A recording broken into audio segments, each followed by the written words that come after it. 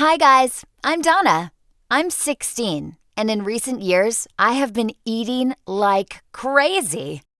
I apologize for being rude, but that's how it is. I have to control myself at all times.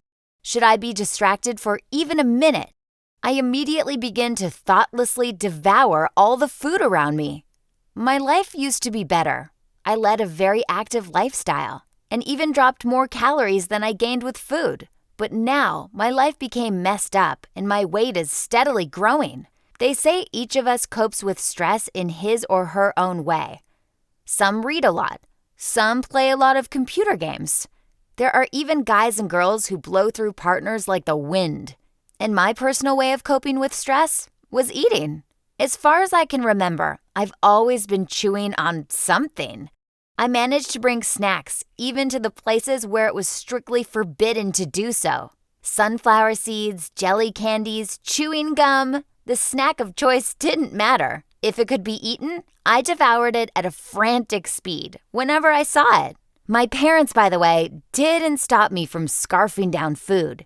And grannies were only happy to feed me to their heart's content. So each time Mom and Dad brought me to the grandparents, I was really happy. Mom and Dad themselves were slightly round and also loved a good meal, so nobody considered my behavior troubling. Even I didn't think that my habits were such a problem.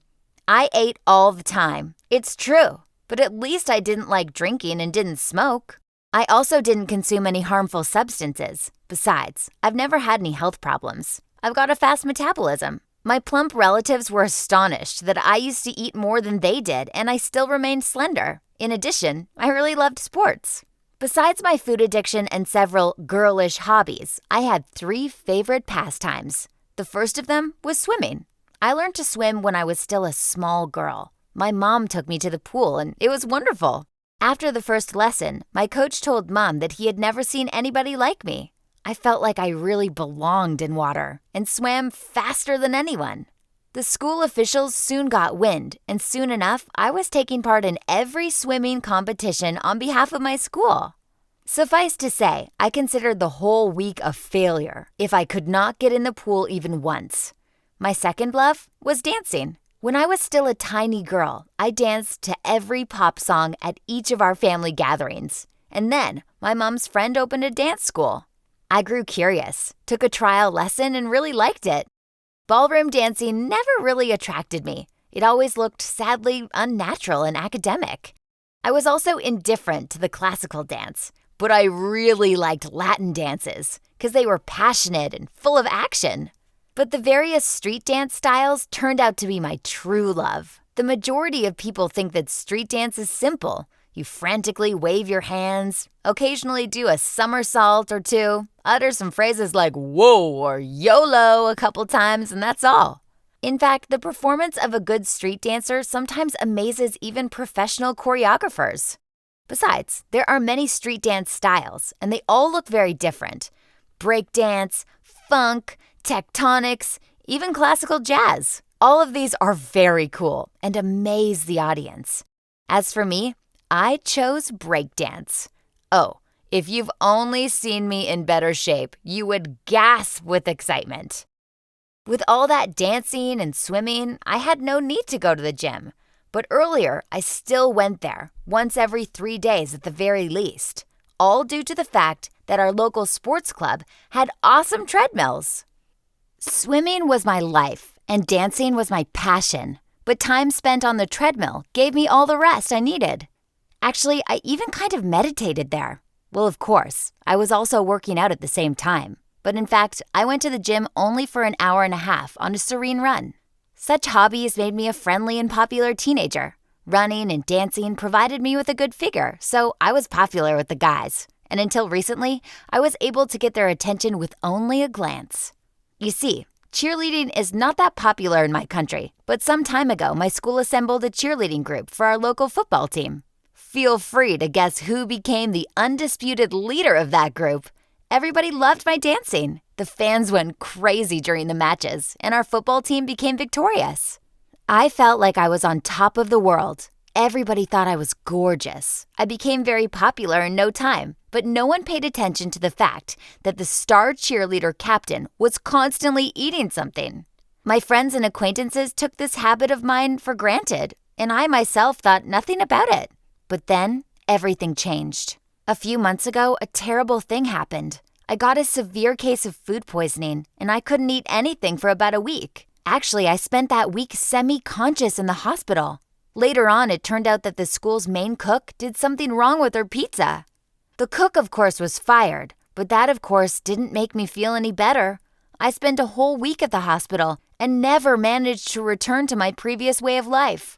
I honestly tried, but soon caught a cold and fell ill again. The chill turned into pneumonia with a number of complications. Since then, things really went south. When I finally recovered, I felt that my body underwent a horrific change. I was still constantly hungry, but my stomach wasn't able to cope with all the food like before. Doctors had no explanation of what happened to me and how to fix my precious metabolism. They only promised that the situation would get better with time, but then any kind of physical activity became incredibly tiring for me. I couldn't dance, I couldn't swim, I couldn't even jog. I consulted a doctor once again, and he forbade me to overexert myself. It turned out to be a huge stress, and in times of stress, I ate even more than usual. Now dragged everything edible into my mouth and wasn't even able to stop myself.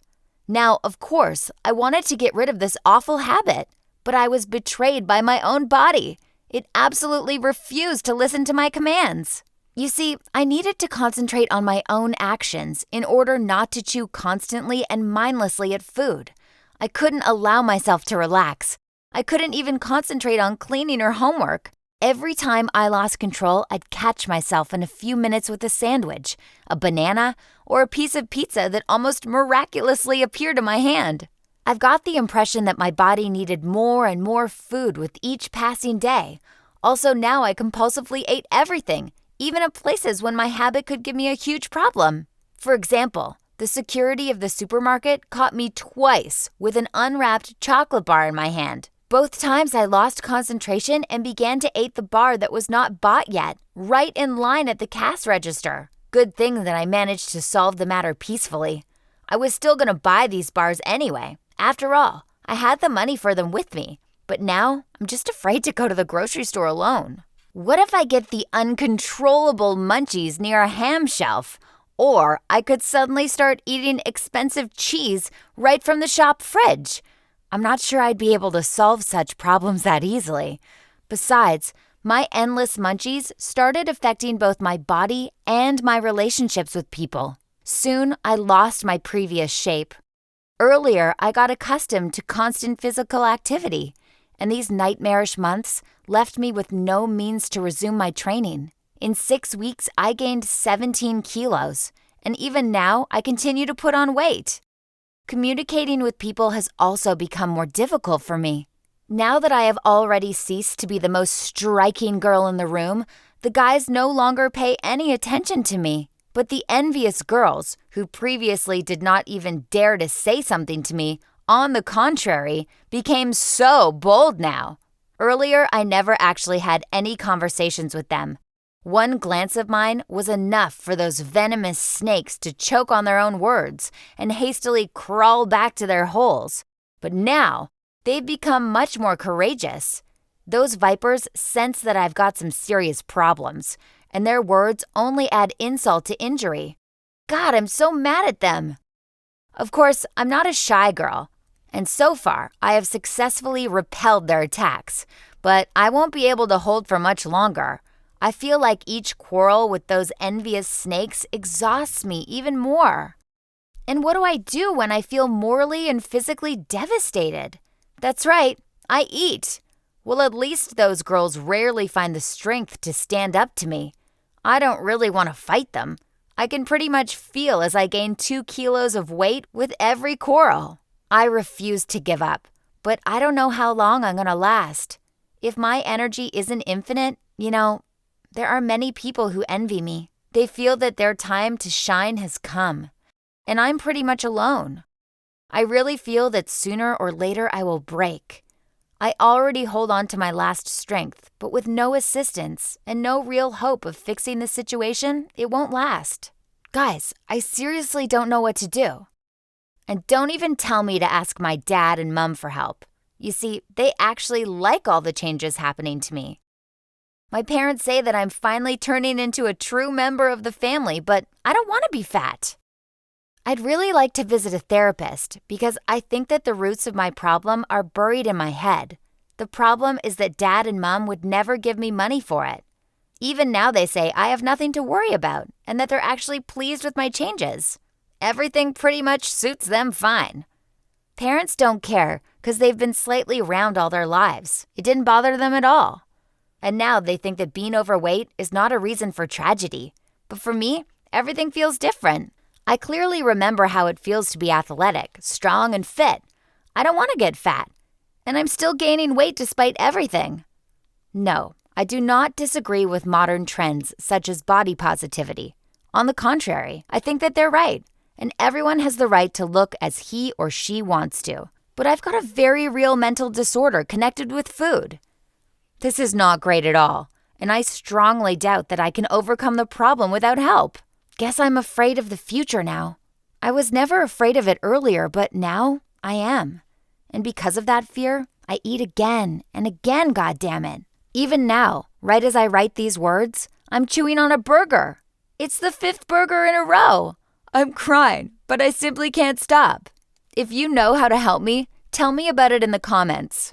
If you just want to support me, leave a like. And do not repeat my mistakes. Please, please, always think what and how much you eat.